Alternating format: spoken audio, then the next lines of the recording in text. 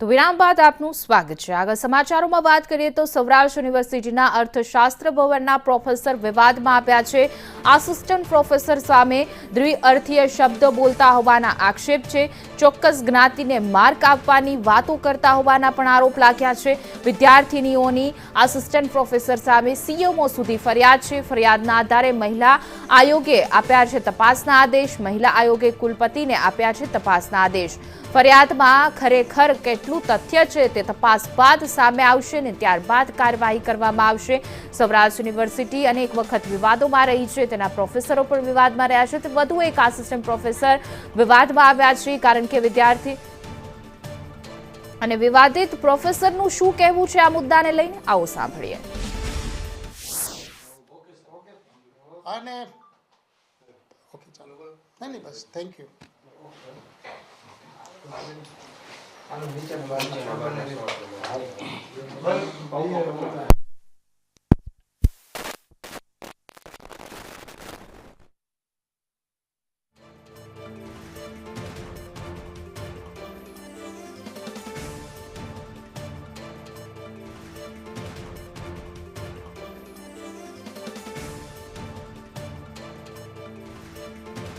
સ્પષ્ટતા કરી છે। 5 વિદ્યાર્થીઓને સીએમઓ સુધી આ તમામ છે તે ફરિયાદ કરી છે।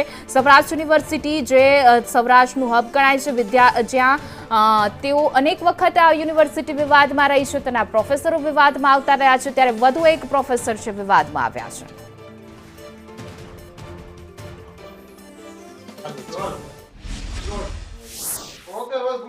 સાહેબ, ખાસ કરીને જે એક અરજી આવી છે સીએમઓ સુધી ગઈ છે, માનવ અધિકાર પંચે તપાસના આદેશ આપ્યો અને એમાં તમારા નામનો ઉલ્લેખ કરવામાં આવ્યો છે। તમારી દ્રષ્ટિએ આ હકીકત શું છે? આ વિદ્યાર્થીઓ આ ભવનમાં અભ્યાસ કરે છે કે શું છે? તમારી પાસે કઈ આ વિગત આવી છે કે શું? ખાસ આ વિગત મારી પાસે આવી છે કે આવો એક પ્રકારનો પત્ર છે ઓફિશિયલ અર્થશાસ્ત્ર ભવનને કે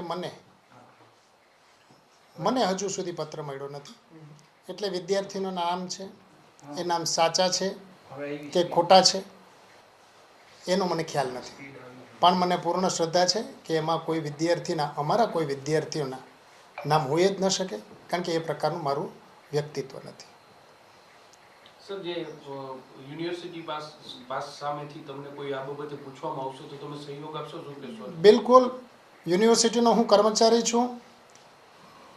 આ તો મારે સંલગ્ન બાબત છે, પણ મારે સંલગ્ન બાબત ન હોય તો પણ યુનિવર્સિટીની બાબતમાં મારો સહયોગ જ હોય છે અને મારો આમાં સહયોગ એટલા માટે જ રહેશે કે જલ્દીથી જલ્દી આ મેટર પૂરી થાય તો મને મારું આ કષ્ટ પૂરું થાય। સાહેબ, જેમાં